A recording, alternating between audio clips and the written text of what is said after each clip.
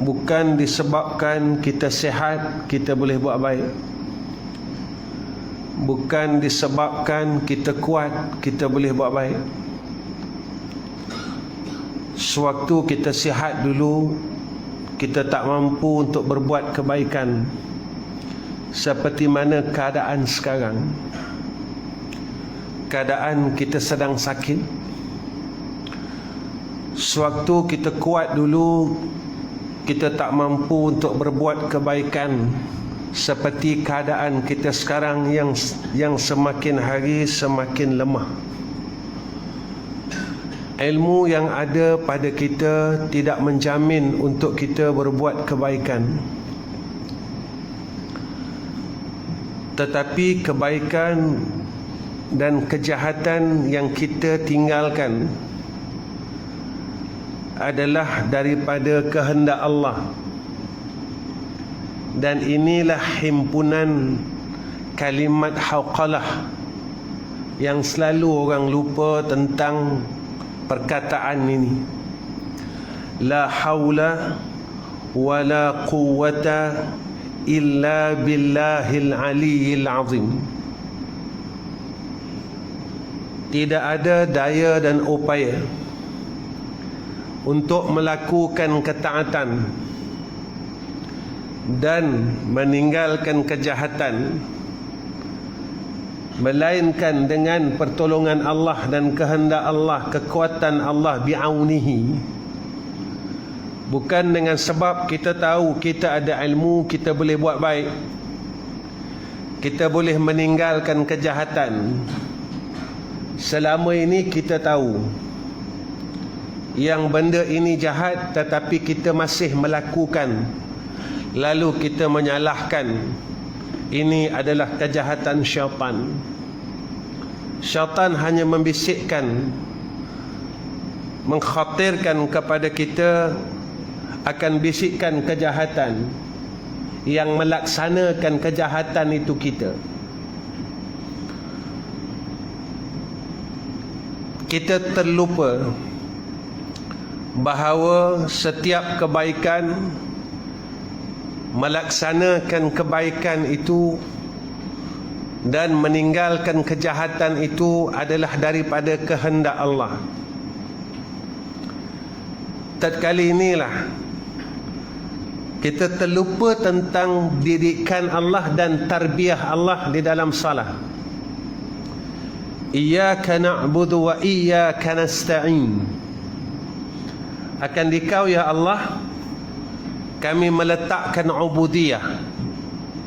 La ma'buda bihaqqin illallah. Tidak ada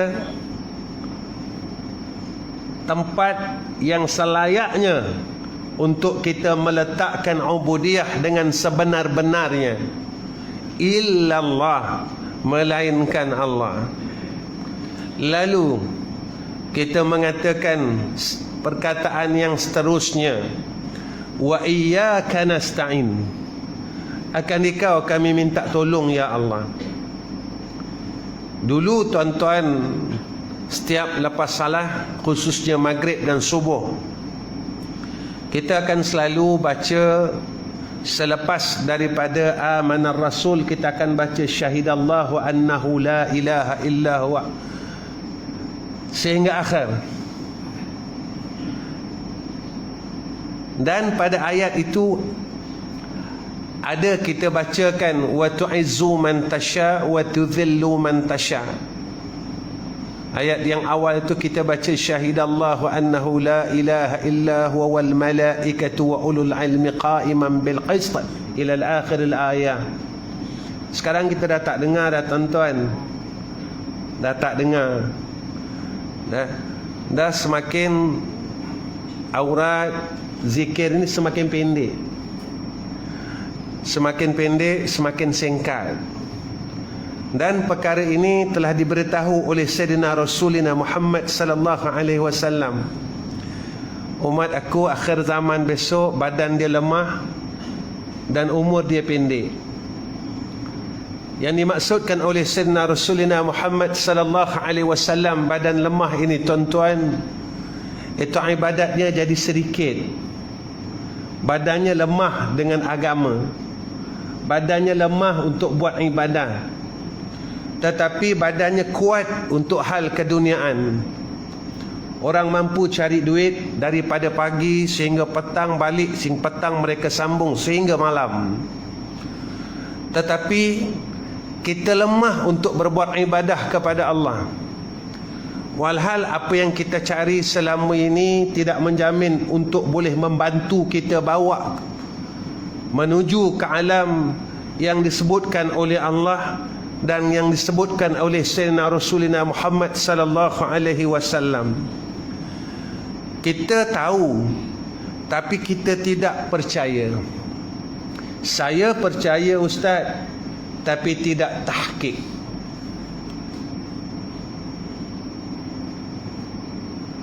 Kita tahu selepas hidup ada mati. Kita percaya tapi tidak tahqiq.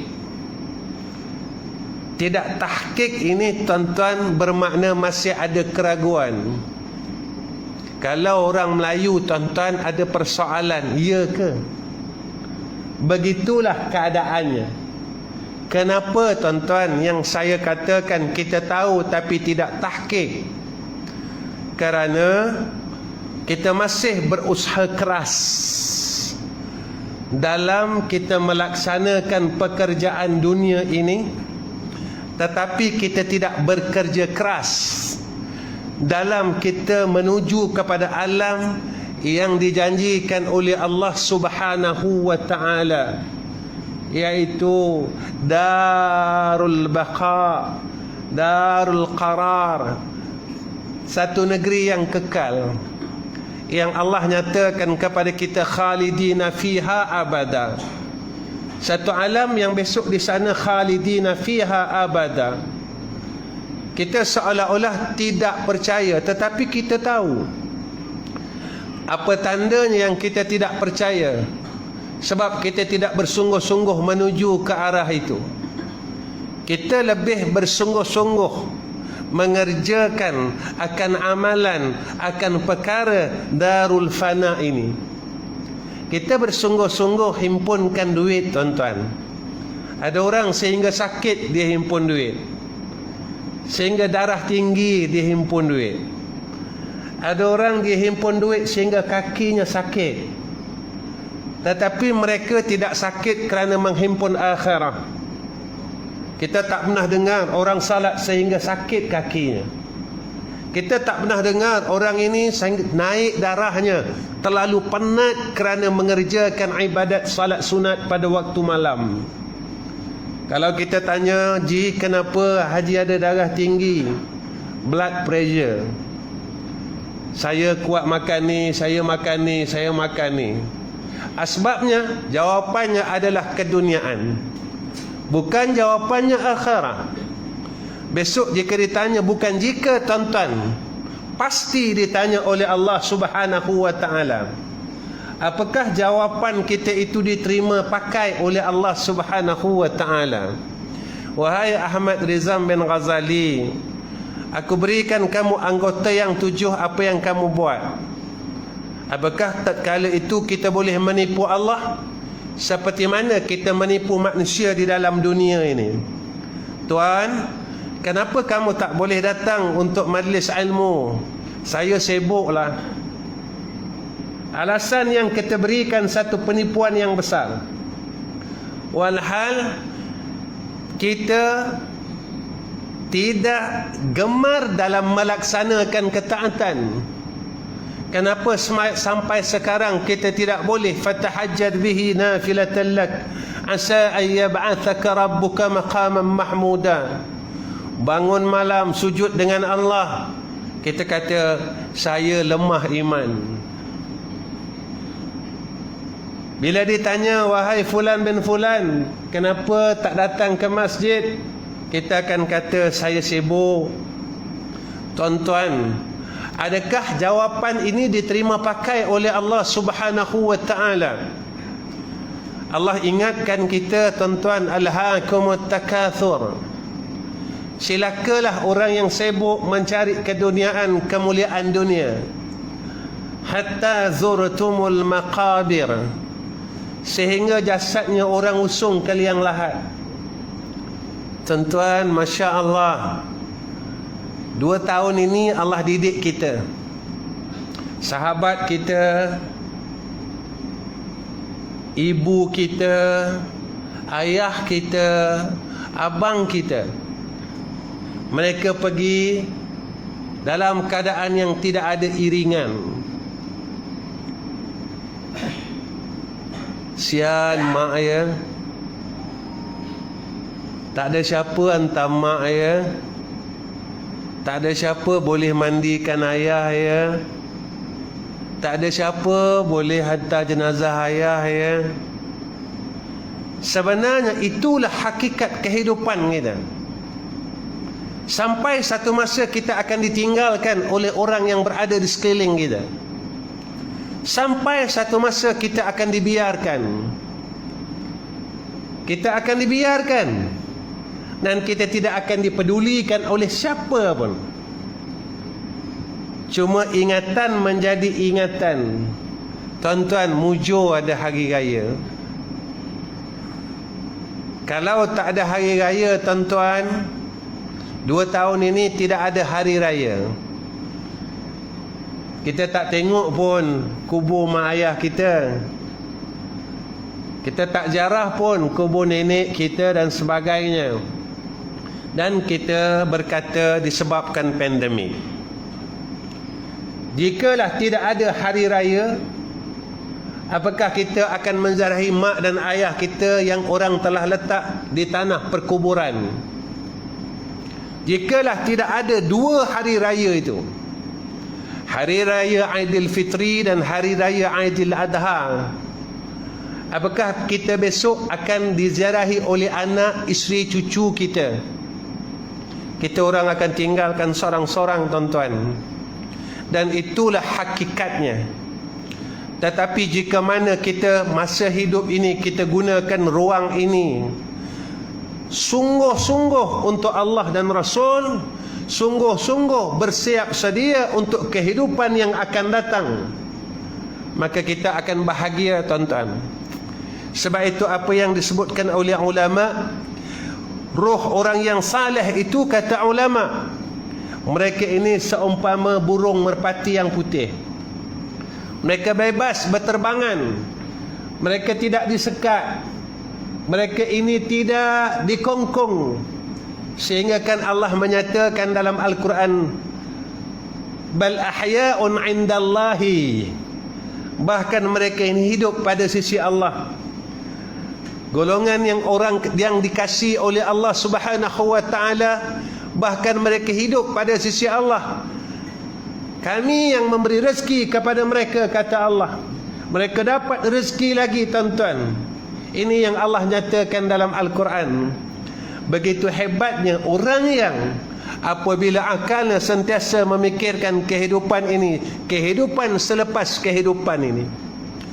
Tapi kalau kita terus menerus dalam keadaan ini, tuan-tuan, kita akan menyesal besok. Seperti mana yang disebut oleh Allah, alhaakumut takatsur hatta zurtumul maqabir. Tuan-tuan yang dirahmati Allah, satu perkara yang terlalu hebat yang disebutkan oleh Allah Subhanahu wa taala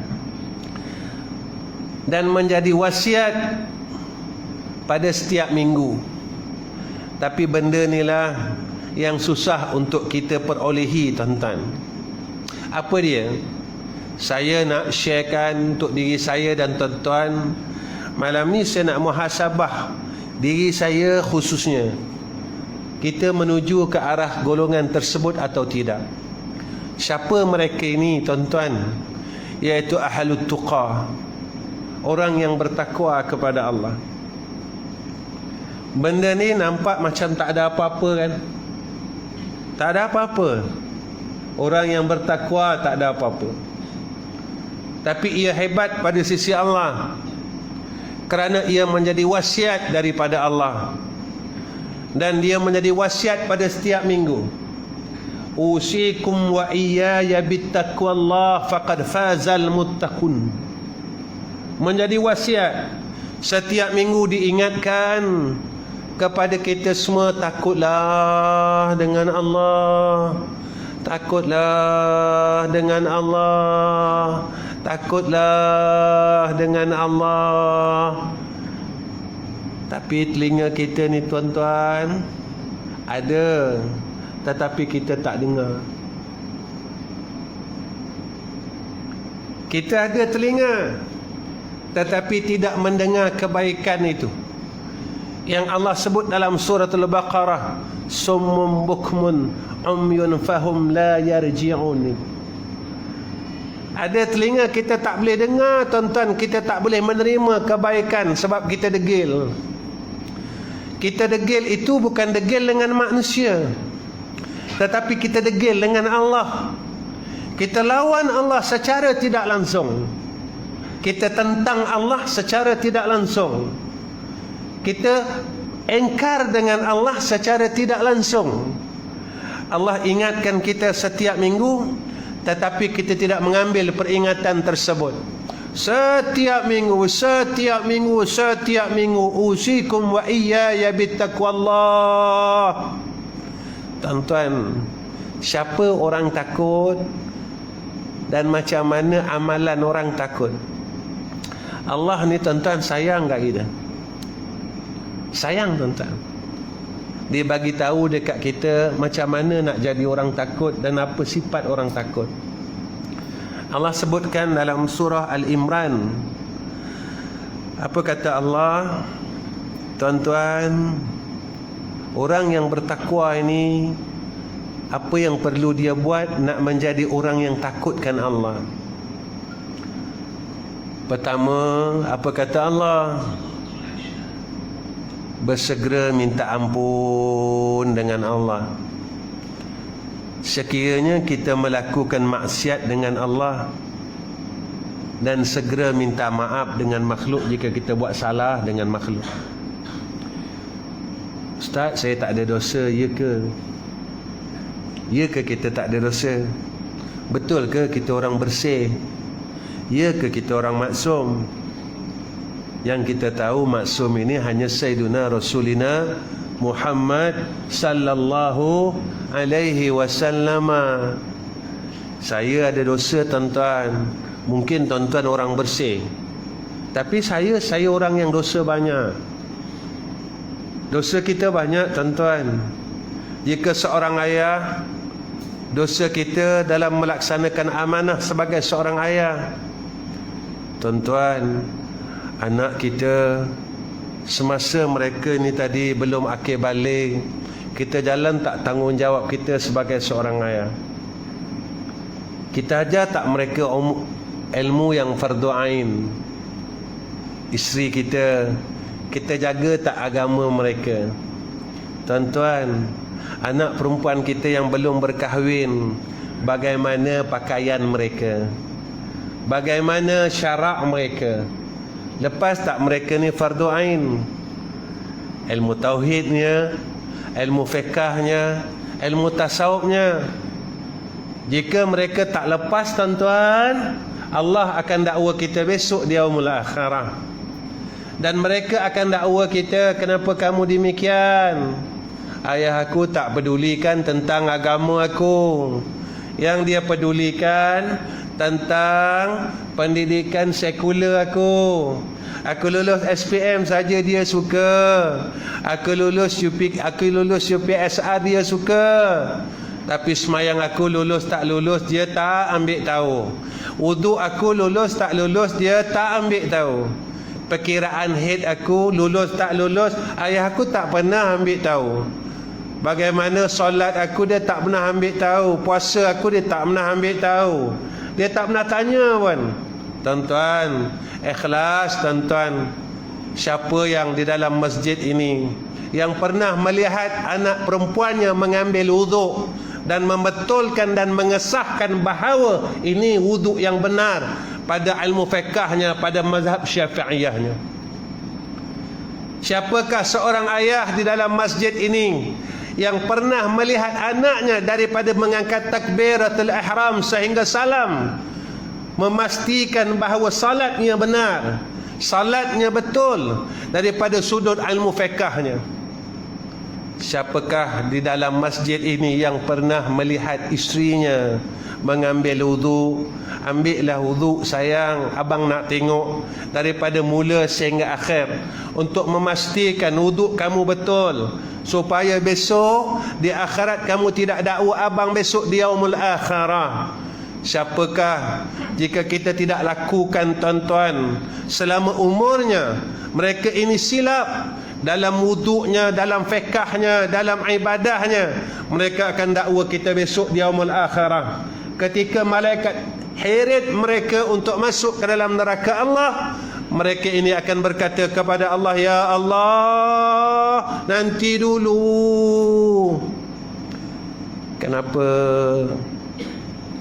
Ya Allah, masa aku hidup dulu, suami aku tak pernah pun ambil tahu hal-hal ni, ya Allah. Dia cuma tanya dengan aku, dah masak belum? Dia cuma tanya dengan aku, baju abang dah gosok belum? Dia tanya hal-hal dunia aku je, ya Allah.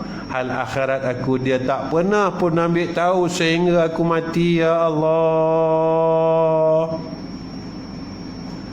Nabi sebut, tiap-tiap pengembala dia akan ditanya apa yang digembalakan.